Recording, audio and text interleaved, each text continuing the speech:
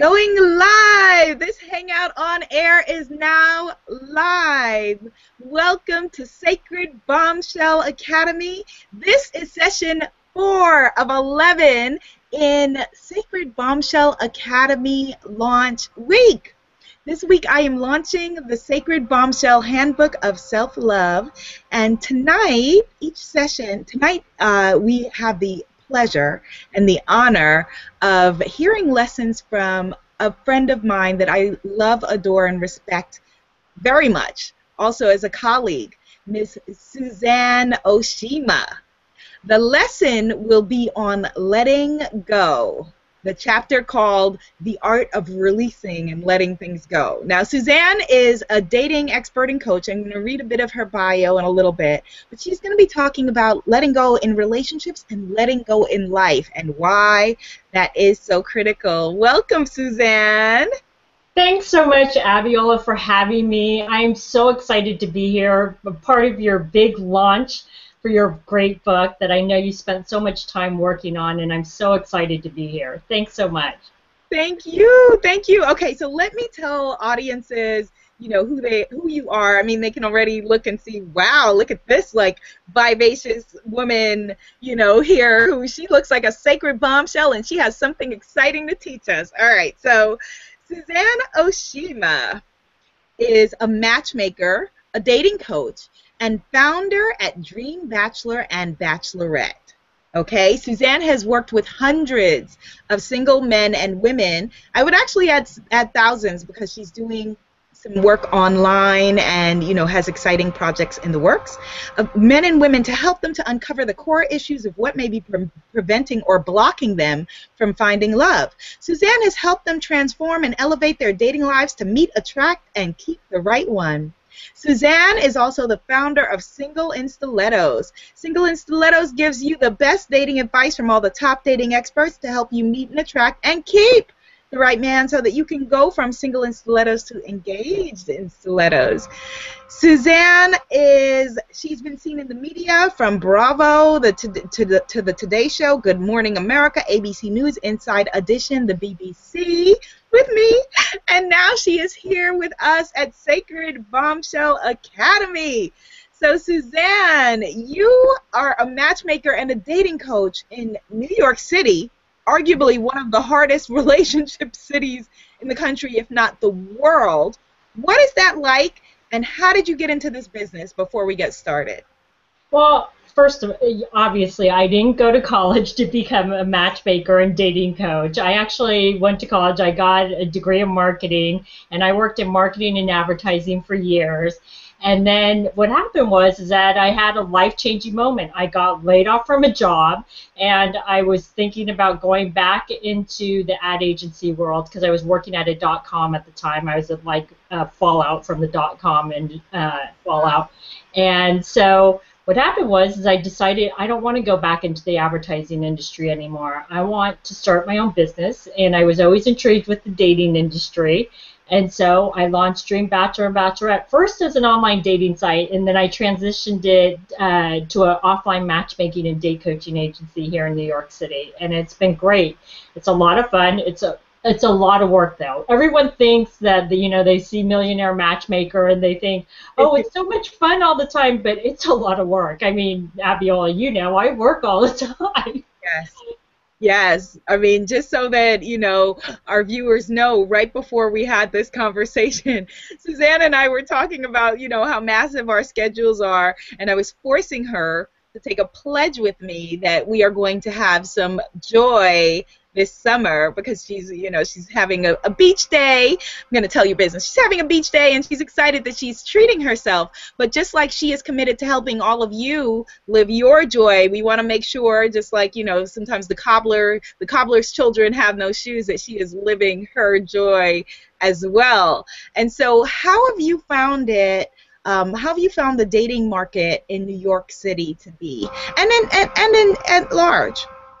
Well, this is what I would say. I mean, I know you said that New York City is a really hard place for people to find love, but I have to tell you, I honestly believe, because your audience probably doesn't know this, is that I didn't grow up here. I grew up in San Francisco, and then I lived in LA for a while when I was going to college, and now I've lived in New York for 17 years. So I've seen the differences in dating in the different major cities on coast to coast, and I will tell you, New York is actually a great city to date. And I will say that no matter where you live, don't get into the mindset that it's so hard to date, because once you get into that mindset of it's so hard to date, then it puts you in a negative mind space. You've got to go out there and say, you know what, I only need one guy, so I'm going to go out and find that one guy by dating the men and finding him. No, you're absolutely right, and I appreciate the correction, because actually that's what I teach, and I tell women that, you know, there are 7 billion people on the planet and you only need one. And we can get into, speaking of, you know, with tonight's topic, letting go, we do often get into a mindset of, you know, a lot of people sit around griping with their single girls, or, you know, have stories of, well, my mom went through this, or this is what happened to me before, and they kind of can't get past that, and then they go into the dating market with the idea that there are no good men left or no good women left, and then wonder why that becomes a self-fulfilling prophecy. How do you help people to begin to break out from that?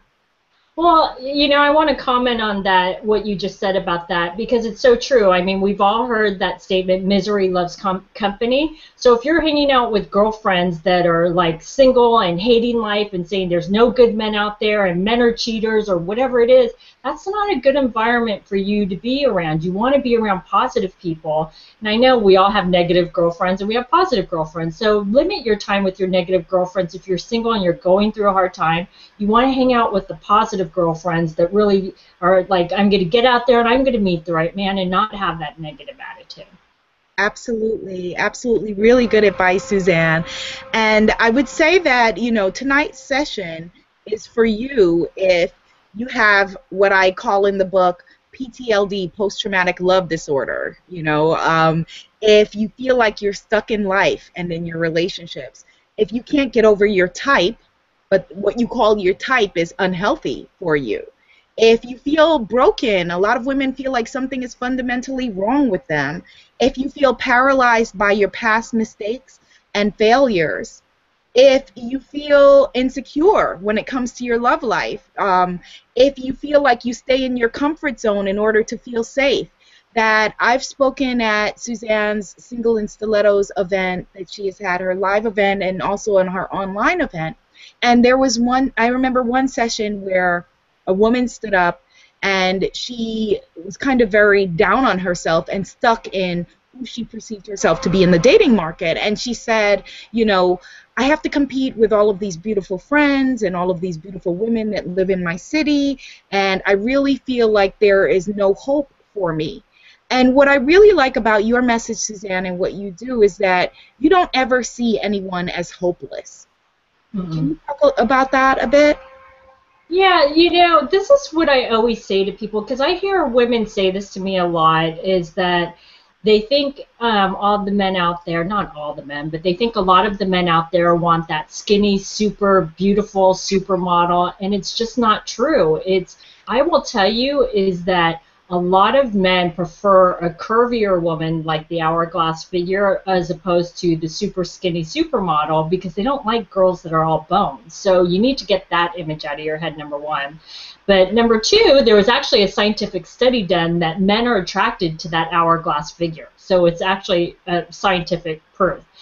But number three is, no matter what you are, whether you're skinny, you're curvy, whatever it is, be the best version of yourself and feel good about yourself and know your self-worth and what you have to offer a man. Don't try to be something that you're not, and that's what's going to draw the right man to you.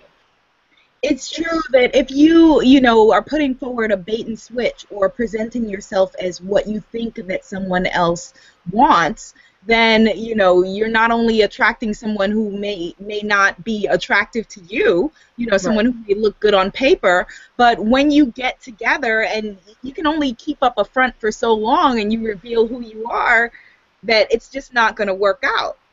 Exactly. It's so true. And I would love to. I'm glad you mentioned the scientific study that you and I know we talk a lot, and we're both, very into like the sociological research, of when it comes to dating. And I talk to women about that a lot, that waist to hip ratio, and when you're walking to peacock yourself and really, enjoy being you. That we know that flirting is just enjoying being you in the presence of other people.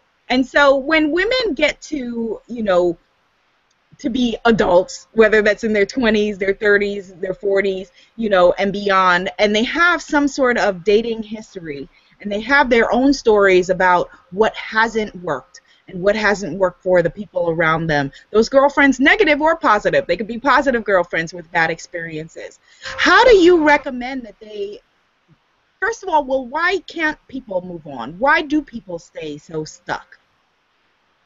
Well, it's people are creatures of habit. That's one thing. And everybody repeats patterns. And whether it's in your work environment or your relationships, you repeat patterns. And it's a thing that people, and I notice this in my matchmaking business actually, is a lot of people repeat negative patterns when it comes to relationships. And I will be completely upfront and honest. I used to repeat some horrible patterns in my 20s and early 30s, and I didn't become aware of them until now, where, because of what I'm doing, is what my negative relationship patterns were. And it's really important to be aware of those things. Until you can, it's hard to see when you're in it, but until you can take a step back and go, let me look at all my past relationships and see if there's some connecting dots on everything that started to happen in those relationships and how they ended or how they went and what went wrong and what part did I play, but what part did he play, right?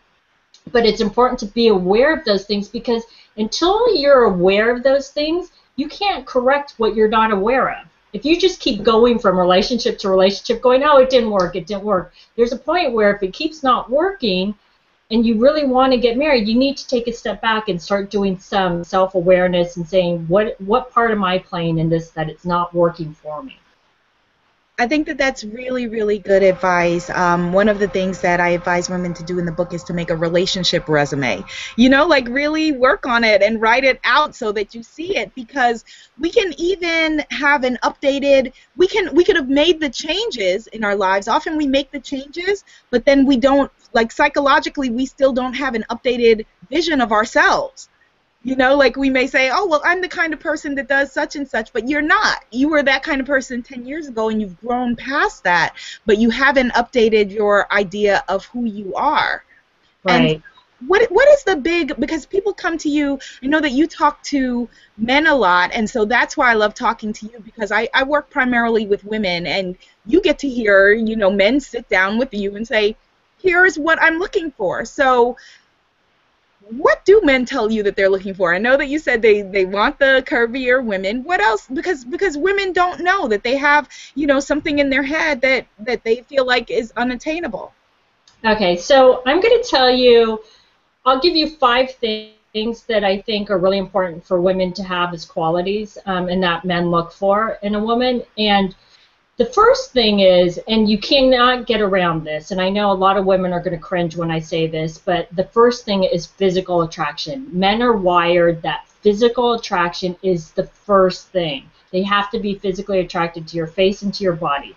But remember, like what I said, is that every man is different. Some men like the supermodel, and some men don't. And you just, like I said, be the best version of yourself and know your self-worth. But the other things that men are attracted to are they want someone that's supportive, someone that supports them in everything that they're doing, both personally and professionally. And this is obviously as you get into a relationship, but they look for this because they want to know that you're going to support them through, the tough times and be there until the end, and that you're not just going to say, oh, well, that's your problem or whatever it is. The other thing that men look for is someone that appreciates them, okay? And when I say appreciate, I want to talk about on a first date, okay? And this, when I say this, it sounds so obvious, but I can't tell you how many times a male client or even men that I've just interviewed will say to me that women don't say thank you. Like when they take him out on a first date for dinner or drinks or whatever it is, or whatever he did for you, say thank you. It's almost like they say that a lot of women expect it. But again, say thank you after the date. And also, I always suggest texting him the next day and saying, you know what, I really enjoyed it. I had a great time. Thank you so much for last night. Whether or not you like him, it's just about etiquette. Right. I think that, wait, I just want to just, because that was so great what you just said. I think that, you know, within those, the point number 2 and point number 3, that women forget that men are human beings. And we spend so much time talking and thinking about women's feelings that we forget that men have feelings. Wow, you know, like, and it's like a revelation to women. And so, you know, those were 2 simple points, but not really basic points, that, you know, a man wants to be supported just like we do. We want to feel supported. We want to feel appreciated. And so, you know, life is a mirror. If you are going out and expecting something from a partner that you're not able to give yourself, then, you know, there's no way that you could ever have that or hold on to it. And so those were really, really good points. Please continue. Sure. So another point is that, and I know, ladies, we're all career women. We're all busy. I'm like one to talk, but I will tell you, men's biggest complaint about women these days is that you're just too busy. It shouldn't take 3 weeks to schedule the first date. It's a huge turnoff to a man, because I'm telling you, what my male clients tell me is what goes through their head. If it's taking you this long to schedule a date with me, you know, in 3 weeks, first of all, he's starting to lose interest. But number 2, what he's starting to think is this how it's going to be if I date her for the long term? Am I going to have to wait 3 to 4 weeks to see her every time? Is she going to even make time for me? I don't even think she has time for a relationship. So you want to make time for dating and finding the right relationship. I want to add to that point that I think that Suzanne fits perfectly in with the letting go, because a lot of times the reason why women are so busy is that we question men's unavailability, but we don't think about our own availability when it comes to relationships. And a lot of women, a lot of us ladies, are just flat out unavailable. We're unavailable for love. And, you know, one of the ways you demonstrate that is, you know, where you dedicate your time. You know, where are you willing to spend your time? And workaholism, busyness, is the accepted addiction. It's the same thing, you know, as numbing with, you know, a lot of times for some women with alcohol and drugs and, you know, TV, the internet, whatever, you know, sex, the different things that people use in order to be able to avoid true intimacy. And so that's a really, really great point. Please go ahead. I'm excited to find out number 5. So number 5 is men crave intimacy just as much as women. And I'm not just talking about sex. I mean, obviously, they like sex, but they crave intimacy as far as affection. And that's important to realize, is that you don't want to always leave it to the man so that he always has to make the move and he feels like he's always making the effort, because then he'll start to wonder, is she really into me? So you want to start showing more affection back to him, too, on an equal basis as you start dating a man. Obviously, not on the first date. Don't be all over him. Clarify that. Say more about that, because a lot of the questions that I get, and I'll read some of the questions I have for you in a little bit, are about the first date. You know, like just that first date is so intimidating and scary for people. They don't know what to do. Yeah, well, do you want to talk about the first date? I know this doesn't really have to do with letting go, but did you want me to talk about it? Briefly, because it is something that people ask about, and, you know, there are letting go barriers on the first date, like, for example, showing up on a first date and talking about your exes, or for showing up on a first date and having expectations about all of the things that went wrong in the past, that you can't even be present with this person. And so just briefly, if you could just briefly touch on that. Sure. So first of all, Abiola is absolutely right about letting go on a first date and not bringing up your ex and what happened that was horrible in the relationship or whatever it is. When on a first date, you should just be very brief, and just because the question's going to come up. is, you know, were you in a relationship or who were you dating or whatever. Just touch on it briefly. You don't have to go into all the details. You can save the details for later if you start dating this man on long term, because he doesn't need to know everything up front. That's really, really important. And the other thing is when I want to talk about letting go on a first date, is to let go. This is before the first date. Don't try to control everything and feel like the man has to have X, Y, and Z, and he has to have all these things before I even go out on a first date, because this is the type of man I want. Yes, obviously you have to have certain things that you want in a man, but you're not going to find 100%. So if he has the basics of what you're looking for, I want you to just go out on a date and let go and have fun. Because too many people take the first date so seriously, like, oh, is this the guy I can marry, or whatever it is, and it's just like, just go have fun. Just go meet this man that seems like he'd be a nice person that I want to hang out with for one night and see how it goes. Because when you put all that pressure on yourself, it's too much, and you put too much pressure on the date, and you can't do that. And one thing I want to add about, and I'll end on this note on the first date, is how many times, because I know all the women are out there, but I want this and this and this in a man, but how many times have you met a guy either through online dating or maybe a blind date, and someone said, he has everything that you're looking for, and you're like, oh my God, this is the guy for me? And then you show up on the date and you have absolutely no chemistry. How many times does that happen? Maybe not a lot, but it has happened. So that's why I want ladies to be more open about dating and just letting go. Yes, great advice. And, you know, like you said, you figure, well, I want everything. You're not everything. We're not everything. We're human beings, and it's not, you know, it's an art, not a science. So even though Suzanne and I are very into the science and the sociology of attraction and what attracts people to each other, that you still have to be individuals in a room in front of each other and feeling what the chemistry is and enjoy that other person for who they are. Right. So, Suzanne, I want to move to some of the questions that people have sent in, and if you're watching this, there should be a Q&A. There's a Q&A module, and you can submit your questions, and we will answer them for you. Here's one, Suzanne. What if I am in a relationship with someone I shouldn't be with and can't break up? What should that person do, Suzanne? Okay, first I take issue that, number one, she says, first off, that she's in a relationship she shouldn't be with him, and she can't break up. She can. I don't know the parameters about why she can't break up, but you have to remember something, is that you're in control of your own life. No one is controlling you and saying, well, he may be saying he wants you to stay with him, but you need to take control of your own life. And you need to decide, if I'm so unhappy in this relationship, is it worth another day of unhappiness in this relationship, let alone another week, another year?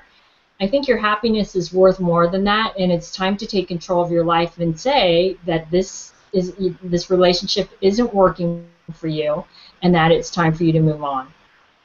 Good advice, really good advice, because that's a common question that I get, and I would imagine that you get as well. You know, how can I get out of this? Here's another question. How do I go through a breakup in a healthy way? In a healthy way?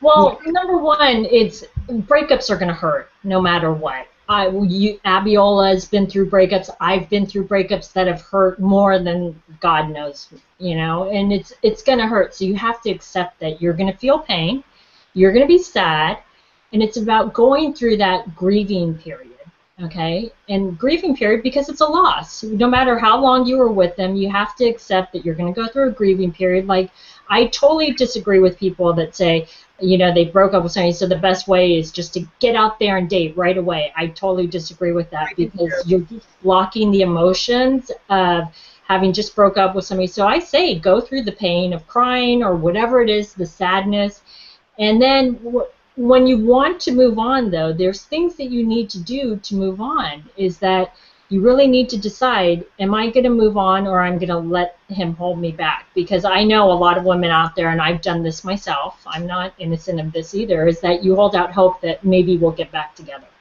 right? And so you keep holding out hope, and then you stalk them on social media, or you text them, or whatever. And it's really about letting go. You got it. If you're going to let go, you can't just let go physically. You need to let go in all those other aspects. That's really, really, really important to note, because grief, ladies and gentlemen who are watching, grief will wait for you. That you can't bypass grief by jumping into another relationship. That grieving a relationship is the same as grieving a death or any other loss, and you need to do it physically in your mind, your body, and your spirit before you can move forward. Here's a really, really good question, Suzanne. This one is, okay, I don't know if I can read her name, but I think that people can see people's names. But she'll let me know if I can read her name. Great conversation, Abiola and Suzanne. Please also note how, yes, points 1 to 5 are done, but when is it important for a woman to move on if it's not working with the man and you've put in time? This is geared to the over 40 crowd. Now that's a common thing that people feel like, but I've invested time. You know, I would say even the over 35 crowd, like people feel like, but I've put in all this time, and it feels like, how much, if you've invested time, talk about it. Teach us. What do you think? Abiola, did she say how much time she's put in? He doesn't say. If you could, commenter, please leave how much time you've invested. It is an investment. How much time have you invested? It's like, mutual funds here. Okay. So, honestly, it doesn't matter how, she said she's in her 40s, right? So, the thing is that if you're in a relationship and A, you're not happy, you keep fighting with this man on a consistent basis, or you find that you're really frustrated all the time with things he's doing or things he's not doing, or whatever it is, that your needs aren't being met, that's time to move on from the relationship. If you really put in the efforts to make this work and it's not working, and you keep hoping that your man's going to change, women need to understand this very, very important point, and I can't stress this enough, because like Abiola said, I work with a lot of male clients, and one of their biggest complaints about women is that women will go into a relationship and try and change the man to be the man that they want him to be, not what he wants him to be. And what you need to realize is that men will not change for you. They will change for themselves if they want to do it for themselves. So ladies, stop going into relationships and feeling like you can change a man. If you've done everything that you can to make this relationship work, you've expressed to your boyfriend or husband or whatever he is that these things aren't working, and he hasn't made the effort to make these changes, and it's been happening for a while, it's time to move on. Now, I want to talk about the time frame that she talks about that I've put in, and there's a reason why I asked this. So has she answered how much time she's put in? So give us a couple of scenarios. Okay.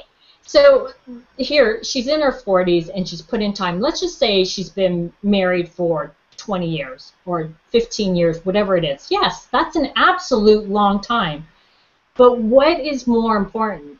Your happiness or the amount of time that you're putting into a miserable relationship?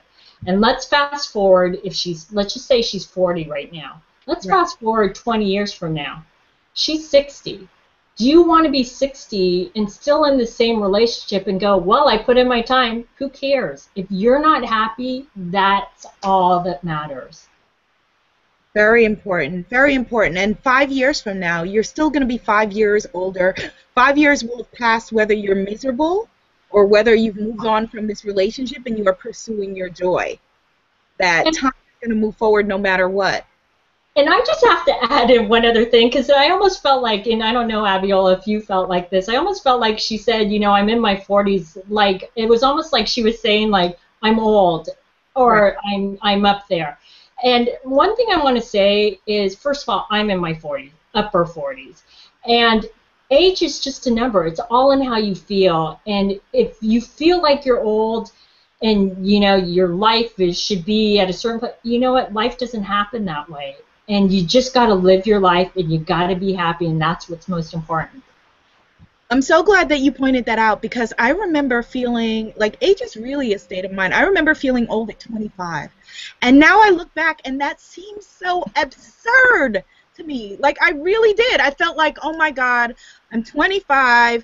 I haven't accomplished the things that, my mentor, when she was 25, she had a show on Broadway. I have only done X, Y, and Z. I'm old. You can feel like that at any age. And so just like, you are going to look back right now and feel like you were a baby. You just are. You just are. Okay, so Suzanne, she says that she has invested 2 years with Oh this. my God, that's nothing. It does feel like a lot. In her defense, I will say that, it's easy for us to say it's nothing because we're on the outside of it, but it does feel like a lot when you're the one in it and you've been Okay. with the person. No, and you're absolutely right. It is all relative. And so for her, 2 years is a long time. You're absolutely right. So here's what I would say to that. And she had an exclamation point on the end of 2 years. Okay, so it is really, really long for her.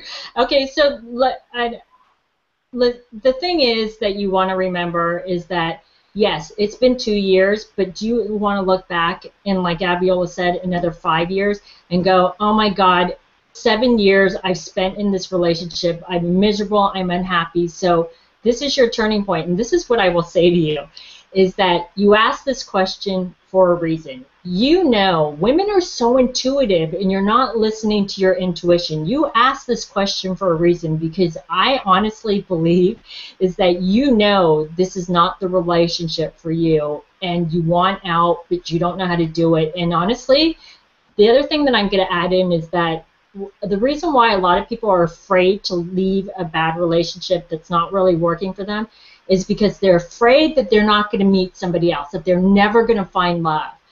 And it's the fear of the unknown. But you have to venture out. If you're not happy, trust me, you will find the right person, but you're not going to find the right person by holding on to this man that is not working for you. Yes, and that is definitely what she's feeling when she added the 40, in the 40 plus set, that that it sounds like, well, there are less options for me and I have less chances or less years or whatever. And Suzanne, that's not true, because I speak to Suzanne and sometimes ask for referrals for clients and say, well, I've got this client and they're X years old, and, is there a guy for them? And there are men who are interested in women of every age, yes? Exactly. It's just like we talked about the body image, is that some men, yes, want women in their 20s and 30s, and some men want women in their 40s, 50s, and 60s. And I will tell you that it just depends on who she wants to date. She just has to find the right man that wants the same things that she wants. Like, I'll give you an example. I actually had a potential male client contact me last week, and he's in his early 50s, and he's looking for a woman that's in her 40s to 50s to early 60s, because he doesn't want to have any more children. He's already had them. But don't be so afraid that there's no one else out. There's plenty of people out there. My parents actually I'll just inspire you. My parents live in an assisted living home, and it's a big home. And I noticed this couple there, and my mom said to me, do you know, and they were in their 80s, and they got together at that assisted living facility. They found love again after their spouses had passed away.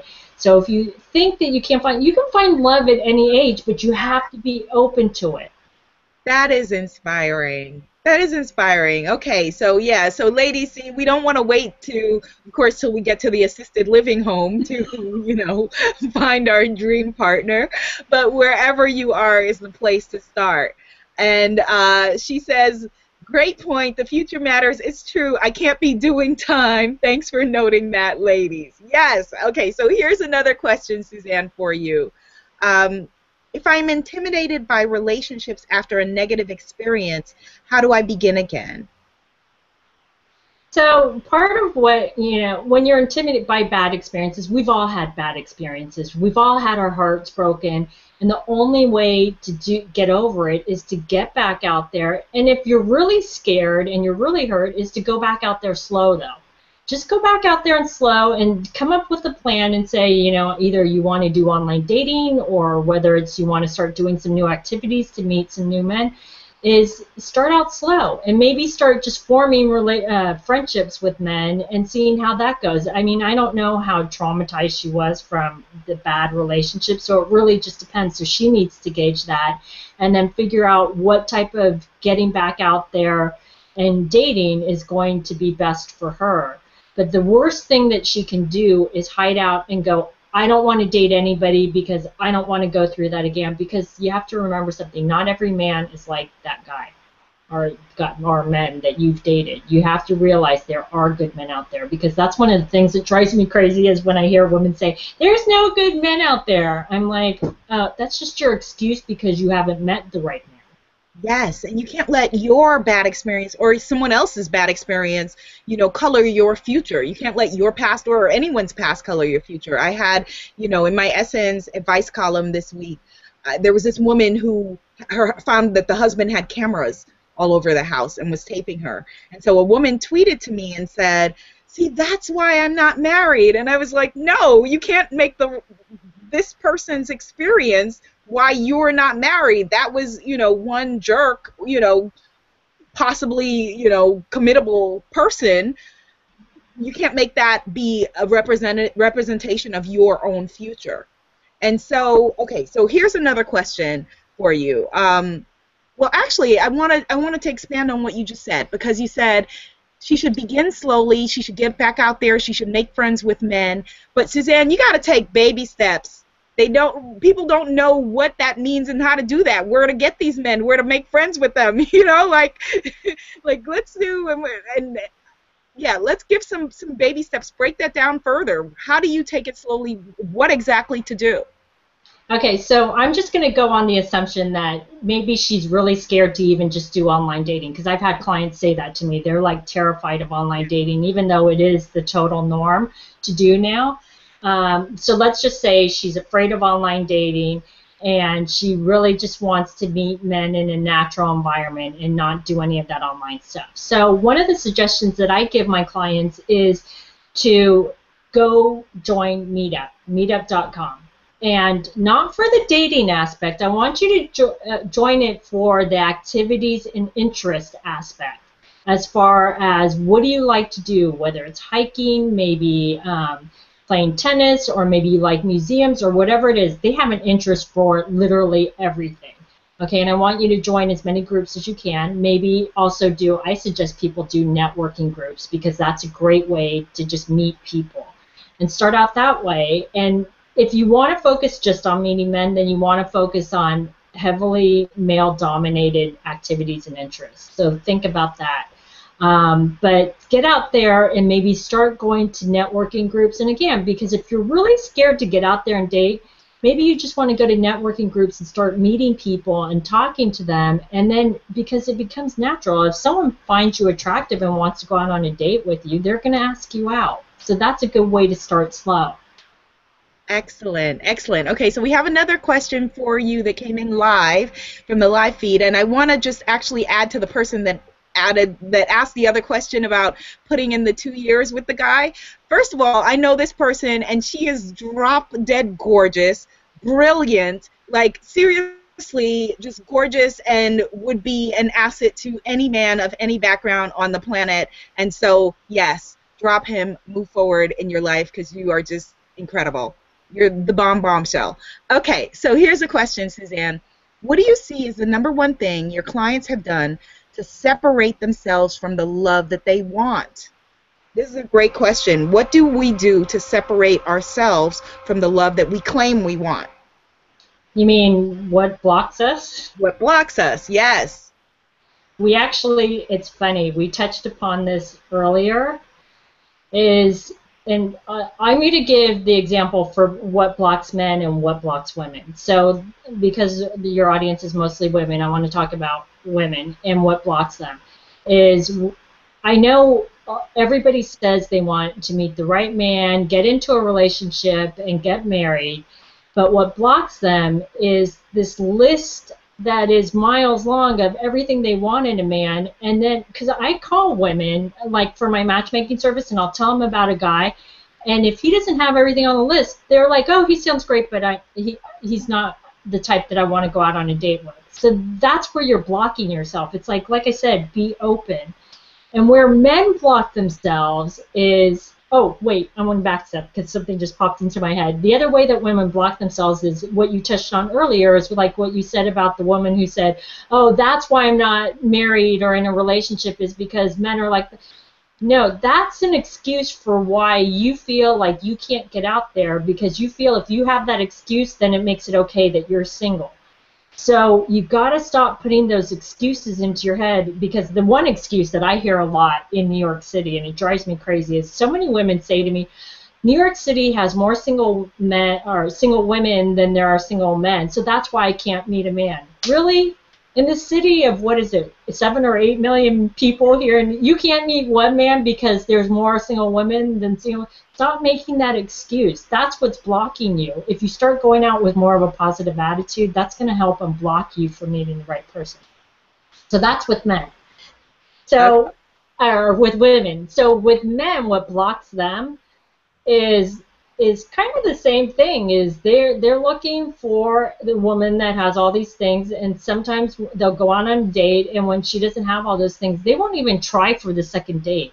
They have to feel everything before they go on a second date.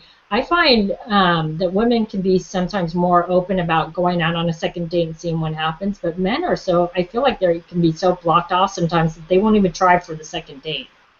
I agree. They seem to be much more cut and dry for all of the talk about, women being like so overly selective, that men, for them, it tends to be my way or the highway. Like, okay, well, she didn't have, she was the wrong height, or her hair was the wrong color when I got there, and so why even bother again? Exactly. Okay, so that really, really good advice. Let me see. Wait, there was one more live question for you. Let me see. Okay, this is a recurring one. Why can't I just get over my ex? You've touched on this a little bit, but expand on it because people are asking. Well, it's like Abiola and I both said. You have to go through a grieving process and allow yourself to go through that grieving process, because you are sad. It is very sad. Did she say how long it's been? No. I know. Okay, so here's what I would say is, this is what I found, is that a lot of times it's even harder to get over your ex and move forward, is because, like I said, it's about the fear of the unknown. Like, am I going to meet the right person? So sometimes we like to stay in our comfort zone, right? And we're used to feeling the pain, so we feel safe there. And I know, as crazy as that sounds, and you may think you want to move on, but sometimes it's more scary to move on and get out there and date than it is to be in the situation that you're in, because you're used to this right now. So I want to talk about moving forward and getting back out there, because it is very hard. But number one is accepting the situation. Okay, you two are broken up, and that whether it's he doesn't want to be with you, or he didn't feel you were the right one to be in a relationship with or get married to, it's about accepting that. Because a lot of women, what they'll try to do is convince the man that, you know what, no, I made some mistakes, but I want to be with you, and you should be with me, and they try to almost talk him into coming back to them. You can't talk someone into being with you. They have to want to be with you. So it's about accepting that, you know what, we weren't right for each other. Once you accept the situation, it's much easier to move on, okay? And like I said, go through the grieving process. Now, I'm not going to say it's all, a bed of roses, but it's going to take some work. The other things that I talk about to a lot of my clients, in order to move on, I have this thing where I tell people to, quote unquote, spring clean your love life, okay? So if you're really trying to move on and get past this, I want you to go through your apartment, your home, whatever it is, and get rid of anything that he gave you that reminds you of him, whatever it is, get rid of it. You don't need it. What are you saving it for? And all it's doing is causing pain, because it's bringing back memories of, oh, when we were together, this was so great, right? So if you're really serious, I want you to spring clean your home of all his stuff and give it back to him, or do whatever you need to do. Throw it away. I don't care. Okay? They hate when I say that. I'm so glad you said that. Yeah, I know, and trust me, it was hard for me to do, but honestly, until you do that, it's out of sight, out of mind. Okay, So that's the first thing. The next thing I will say, and every time I say this to a client, they look at me like I'm crazy, is I say delete his phone number from your phone and delete all the texts. Because what do women do? And I've been guilty of this too, ladies, is you'll text them when you don't want to, or you'll go through the old texts of when he told you how much he loved you and blah, blah, blah, and then you hold out hopes that you're going to get back together. So delete his phone number from your phone, okay? The next thing I'm going to say, and people look at me crazy too when I say this next thing, but again, if you really want to move on and you want to make this a less painful breakup, is you need to disconnect from him from social media. Disconnect from him from Facebook, Twitter, Instagram, whatever it is, because the last thing you need right now when you're feeling this way is to see pictures of him with a new girl or what he's doing or blah, blah. It's just causing you pain. And I know as women, we like to be the PIs and go, well, what's he doing and blah, blah. If you really want to move on, you have to delete him from social media. Again, it's out of sight, out of mind. Because as women, what we do is then we go snoop on his Facebook page or whatever it is. Emotional cutting. Yeah, and the last thing that I will say is to have a plan and get out there and date. So you can't just say, okay, I'm going to move on and hope things start to happen. Is have a plan of what you want to do, whether it's online dating or going out with your girlfriends once a week to meet men, or like I said, doing activities and interests, but have some sort of a plan and make a commitment that I'm going to do this at least once a week. I mean, don't start off like crazy and try to do 2 to 3 times a week. You can't. It's going to make you crazy. Start out with once a week. And if you're really scared to move on, then do it once every 2 weeks until you start to get used to it and ease into it. But the one thing that I want to tell women, because this is really, really important about moving on from a breakup, is that until you let go, you will not be able to meet another person. Because I want you to physically think about this. Pretend this is the man's hand and this is your hand, that the guy that broke up with you. And if you're holding on and you just can't let go, how are you actually going to physically meet this man over here that's waiting for you? Until you physically and emotionally let go, you're not going to meet the right person. Really powerful advice, and those are really concrete steps. I hope that you have been writing them down, or you watch this back and write them down and really follow them, because that was really, really concrete advice. You have one more question, if you can answer it briefly. Let's see, which one? Okay, you did answer this, but okay, if I feel lonely, how do I put myself out there? So if you could just answer that one briefly as we close. If you feel lonely, I think it's important, number one, to surround yourself by supportive girlfriends. That's number one, because girlfriends are the most important. Forget any man. Your girlfriends are going to be there for you through thick and thin. So that's number one. First, find the right girlfriends to hang out. And if you were the type that when you were in a relationship that you neglected your girlfriends and you weren't hanging out, it's time to start reconnecting. Women are actually very forgiving. If you reach right back out to them and start saying that you want to hang out, and that if you did neglect them, admit it. Say, I made a mistake. I put all my eggs into one basket and, put my focus on him when I should have been focusing on everybody. And I apologize. And then move on. I guarantee you, if you've neglected your girlfriends, they'll forgive you for that. But first, surround yourself with girlfriends. And then go out there and date. But go out there and date slowly, like I said, because there's going to be times, I'm not going to lie to you and say dating's so easy, because it's not. Is that you're going to get a man that's going to break your heart, that's going to disappear, because they always do at some point. They disappear after 3 dates, or they'll disappear after a couple months. It's going to happen, I guarantee it. But why you need your girlfriends is because when that crap happens, they're going to be around to support you. So that's really important. And I want to say one last thing, and I know everybody's heard this quote, but I love this quote, is you can't drive forward if you're looking in the rear view mirror.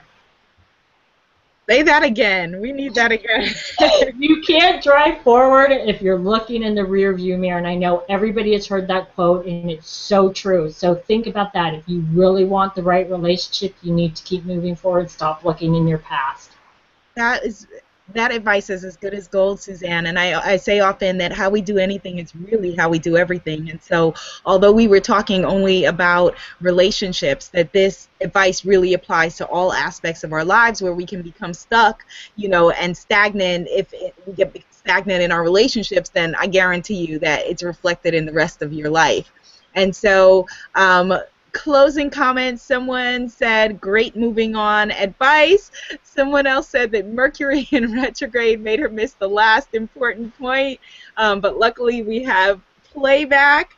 And I really want to thank you, Suzanne. How can people participate in your movement? You have some exciting things that are coming up, and, single and stilettos. Tell people where to find you and what's going on in your universe.